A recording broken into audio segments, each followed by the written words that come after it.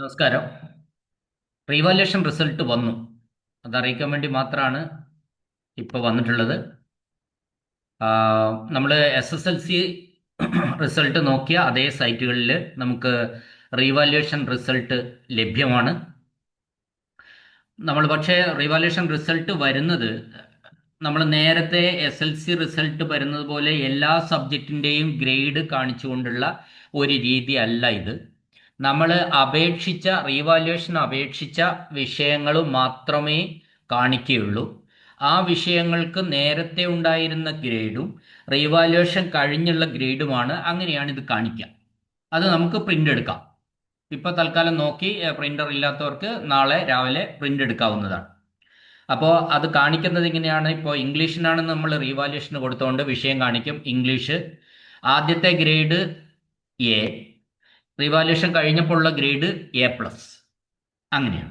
അല്ല, നേരത്തെയും ഇപ്പോഴും ഒരേ ഗ്രേഡ് ആണെങ്കിൽ ഗ്രേഡ് മാറിയിട്ടില്ല എന്ന് നമ്മൾ മനസ്സിലാക്കണം. മറ്റൊന്ന്, നമുക്ക് ഗ്രേഡ് മാറിക്കഴിഞ്ഞാൽ ഏതെങ്കിലും വിഷയത്തിന് നമ്മൾ റീവാലുവേഷന് കൊടുത്ത ഏതെങ്കിലും വിഷയത്തിന് ഗ്രേഡ് മാറിക്കഴിഞ്ഞാൽ നമ്മൾ ഈ ഏകജാലക സംവിധാനത്തിൽ ഒന്നും ചെയ്യേണ്ടതില്ല. ഞാൻ നേരത്തെ ഇത് പറഞ്ഞിരുന്നു. 10, 11, 12 ഏതെങ്കിലും തീയതികളിലായിരിക്കും റിസൾട്ട് വരിക എന്നും അത് താനെ ഈ ഏകജാലക സംവിധാനത്തിൽ അപ്ഡേറ്റ് ആയിക്കോളും. നിങ്ങൾക്ക് ഗ്രേഡ്, കാരണം ഈ ഏകജാലക സംവിധാനവും പരീക്ഷാ ഭവന്റെ വെബ്സൈറ്റും തമ്മിൽ ലിങ്ക് ചെയ്തിരിക്കുകയാണ്. അപ്പോൾ പരീക്ഷാ ഭവന്റെ വെബ്സൈറ്റിൽ മാർക്കുകൾ ഏതെങ്കിലും മാറിയിട്ടുണ്ടെങ്കിൽ അപ്പോൾ തന്നെ അത് എവിടെ എത്തും?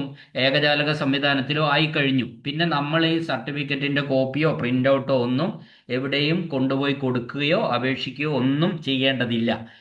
ഗ്രേഡ് മാറിയവർക്ക് അതിൻ്റെ മെച്ചം, ഇപ്പം നമുക്ക് ഒരു ഗ്രേഡ് മേലെ കിട്ടിയെങ്കിൽ അതിൻ്റെ മെച്ചം 15-ാം തീയതി വരുന്ന ഫസ്റ്റ് അലോട്ട്മെന്റിൽ നമുക്ക് കാണാൻ വേണ്ടി കഴിയും. ഗ്രേഡ് മാറിയവർക്ക് എന്തായാലും ട്രയലിൽ കിട്ടിയ അലോട്ട്മെന്റ് ആയിരിക്കില്ല ഉണ്ടാവുക, ഒരു സ്റ്റേജ് എങ്കിലും മുകളിലോട്ട് കയറിയിട്ടുണ്ടാവും.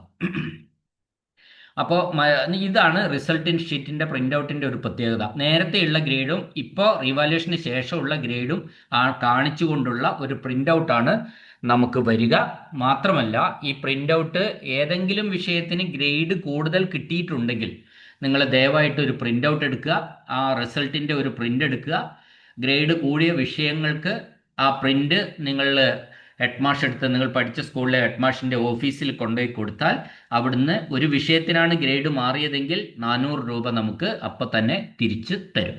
അത് പ്രിന്റ് ഔട്ടുമായിട്ട് ചെല്ലണം, എന്നാൽ മാത്രമേ പണം കിട്ടുള്ളൂ.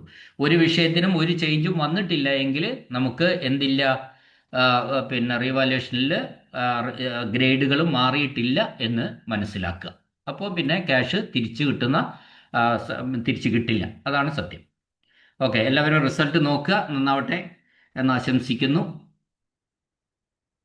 ഞാൻ അവസാനിപ്പിക്കുകയാണ്. ഇത് അറിയിക്കാൻ വേണ്ടി മാത്രമാണ് ഇപ്പോൾ വന്നത്.